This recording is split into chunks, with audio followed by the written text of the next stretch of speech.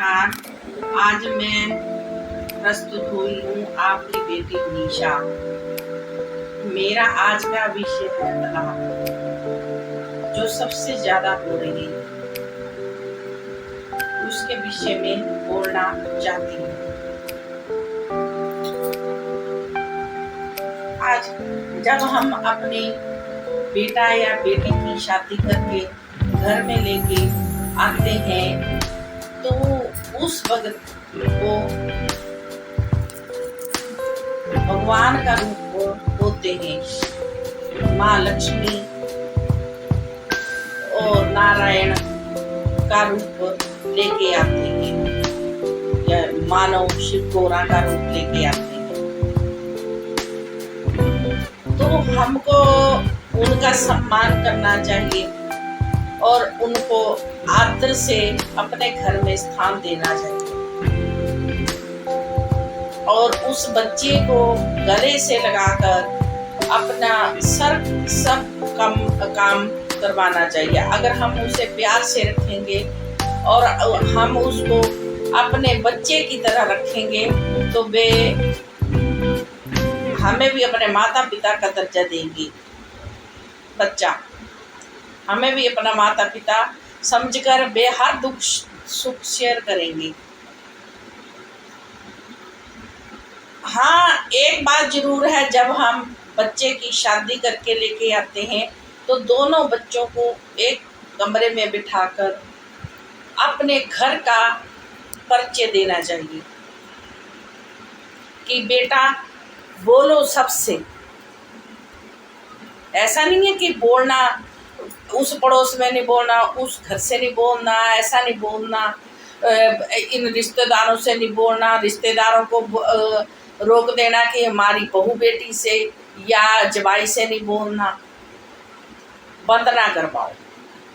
बोलना सबसे है, सुननी सबकी बातें हैं, पर करनी अपने मन की है, क्योंकि वह आपको सास ससुर के बरकरार भड़का भी सकते हैं, क्योंकि उनको पता होता है कि उनकी आपस में या जमीन जायदाद के लिए लागत हो, एक दूसरे से ना बनती होगी,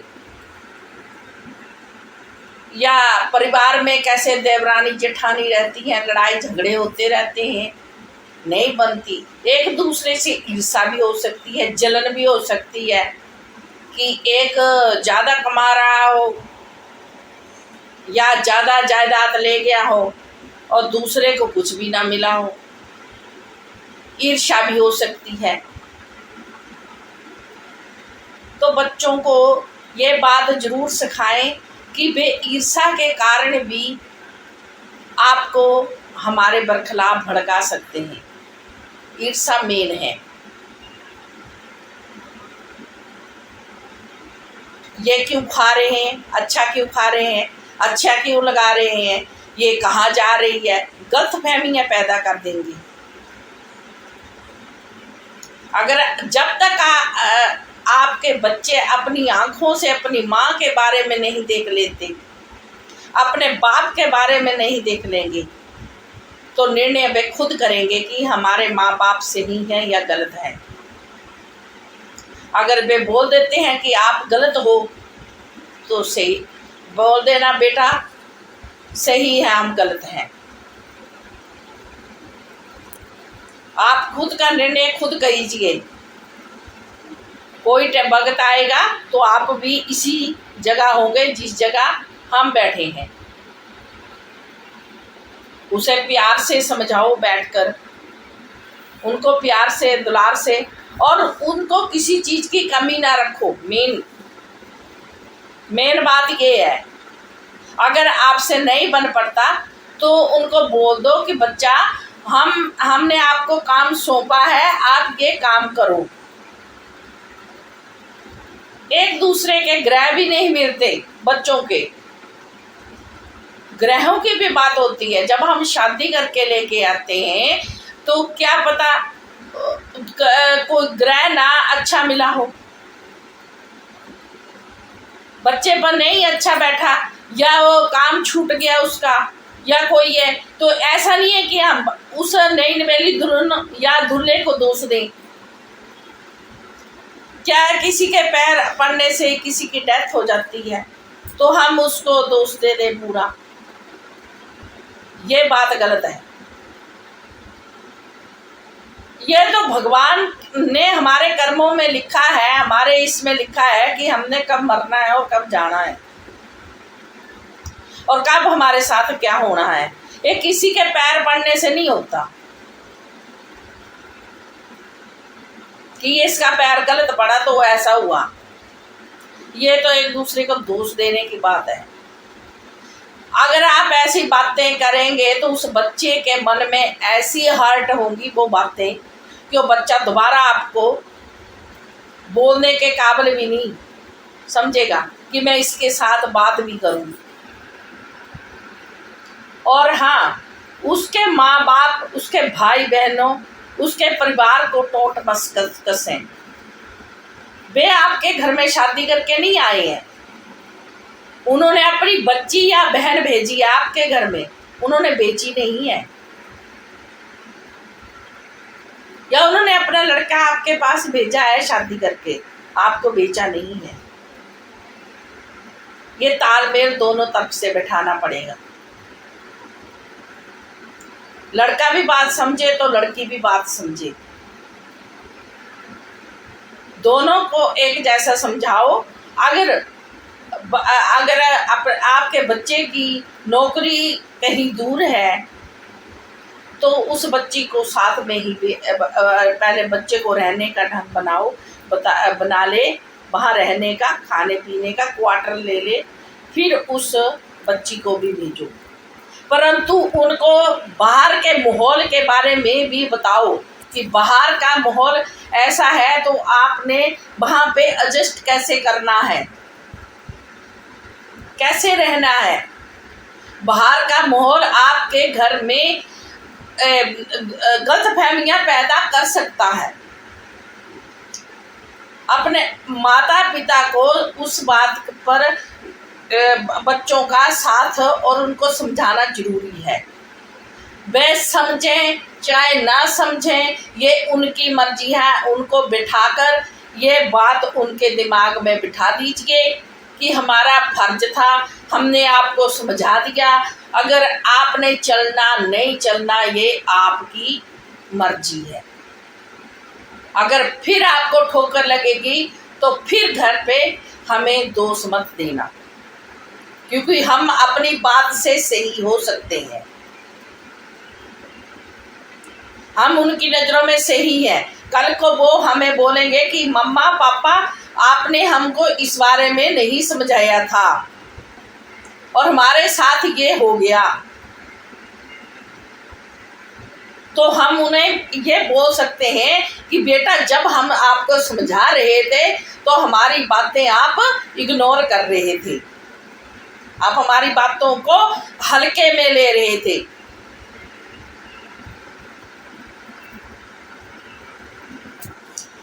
उनको समझाना हमारी तरफ से फर्ज है, आगे समझें चाहे ना समझें। ऐसा है आजकल की जो रिश्तेदार हैं या कोई पड़ोसी हैं, वो ऐसा है, आज की तरक्की वो किसी से जरी नहीं जाती। अगर कोई तरक्की कर लेता है, अपना अच्छा मकान डाल लेता है, बच्चे उनके अच्छी कोर्स कर लेते हैं, अच्छी सर्विस करने लग पड़ते हैं या कोई है, तो वे क्या करेंगे, राजनीति पे उतराते हैं वे कि इसको नीचे कैसे गिराएं। राजनीति क्या है, बदनाम। सबसे ज्यादा धक्का ये देते हैं कि वो उसको बदनाम कर दो, बस वे बाहर ना निकले, चाहे झूठ हो चाहे सच हो, पर किसी के ऊपर दोषारोपण करना ये सबसे बड़ा गलत है। अगर कोई दोष सही है, अगर आप किसी के बच्चे पर दोष सही लगा रहे हो और वह बच्चा वैसा है तब तो सही है। अगर वो बच्चा वैसा नहीं है और आपने उसके ऊपर लांछन लगाए हैं, तो उसका जवाब भगवान देता है। धरती आकाश तक चीर दिए जाते हैं उसकी आवाज से, क्योंकि उसकी आवाज सच्चाई की होती है। जब तक आप अपनी आंखों से देख ना लो और आपके पास सबूत नहीं है, तो आप किसी के बच्चे को दोषारोपण करना त्याग दें अपने मतलब की खातिर।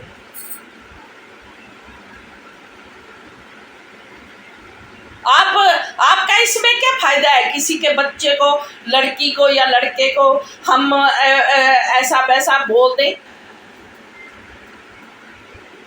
ये गलत बात है। उसके माँ बाप को, हर माँ बाप को पता होता है कि हमारा बच्चा किस कैटेगरी में है और कैसा है। ये मैं अपनी बात नहीं कर रही हूँ, अगर आपको लगे कि मैं अपनी बात कर रही हूँ, ये हर उस समाज में रहने वाले उस व्यक्ति के बारे में बात कर रही हूँ जिनके बच्चों के बारे में खास पड़ोस या रिश्तेदार किसी के बच्चों को बदनाम करते फिरते हैं और उनकी शादियां रुक जाती हैं। ऐसा करके उनको क्या मिलता है? उस बच्चे का मन हर्ट होगा, वो बच्चा रोएगा और आपको बद्दुआएं देगा। तो क्या आप बद्दुआएं ले लेंगे? कभी भी किसी के परिवार के बारे में वो बात ना बोलें जो आप खुद के बारे में नहीं सुन सकते हो।